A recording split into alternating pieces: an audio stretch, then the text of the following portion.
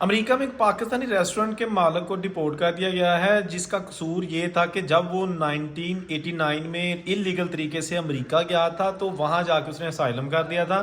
اس کا asylum reject ہو گیا، اپیلیں بھی ریجیکٹ ہو گئی. پھر آخری جو فیصلہ آیا تھا 1992 میں عدالت کی جانب سے، وہ یہ تھا کہ آپ ہمارا ملک چھوڑ دو، آپ کا کیس اب نہیں چلے گا.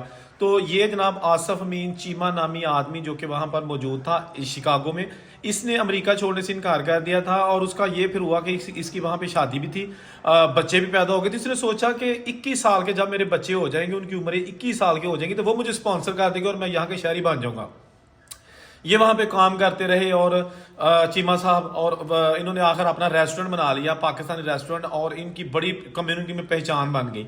اس کے بعد یہ ہوتا کہ ابھی جب ان کا گرین کارڈ کا پروسیس چل رہا تھا، بچے ان کی 21 سال کے ہو گئے، انہوں نے ان کو اسپانسر کیا. تو اب جناب یہ ہے کہ جب یہ انٹرویو کے لیے گئے تو انہوں نے کہا کہ نہیں، آپ جو ہے نا وہ 1992 میں آپ کو آرڈر ملا تھا کہ آپ ہمارا ملک چھوڑ دو، آپ نے نہیں چھوڑا تھا، تو اب ہم آپ کو جو ہے نا وہ ڈپورٹ کریں گے.